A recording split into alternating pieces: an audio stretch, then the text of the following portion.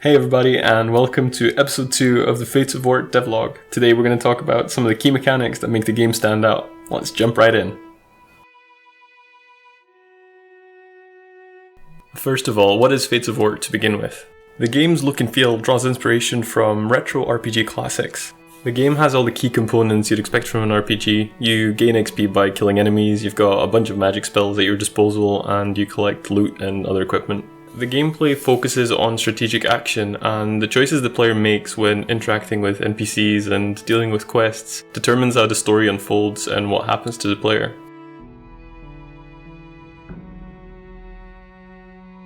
The first mechanic we're going to discuss is the way time works in the game. So it's a hybrid of real-time and turn-based action.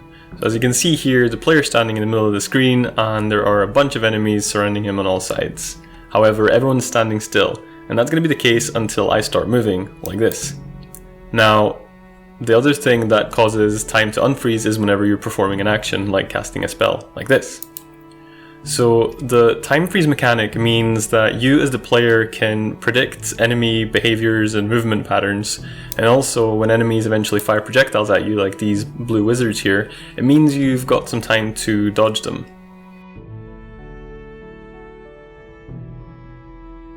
The second area we're going to discuss is the magic system in the game. So there are tons of spells available to the player that you can see up here in the left corner.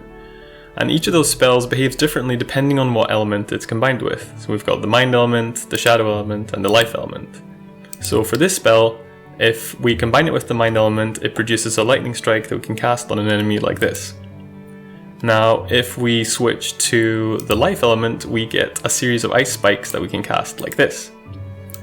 And then finally for this spell, if we combine it with the shadow element, we can cast it on this enemy here to produce a meteor shower.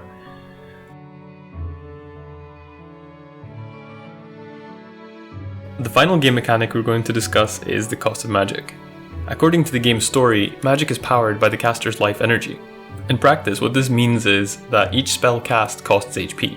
This means that the player has to be careful and balance between two extremes. On one hand, the player wants to avoid taking damage from enemies, but on the other hand, the player doesn't want to waste HP by casting too many spells. So the result is that the game incentivizes a careful and deliberate approach, so setting traps and ambushes is preferable to mindlessly spamming firebolts. Keeping in mind some of the mechanics discussed earlier, like time freezing and combining spells with elements, means the player has a lot of tools at their disposal to tackle the challenges the game is going to throw at them. Thanks for watching. If you enjoyed what you saw, please do drop a like and subscribe. I'd love to hear what you think, so leave a comment below. And if you'd like to see the game being developed live, please follow me on twitch.tv/talkraj. For now, have a good day and see you later.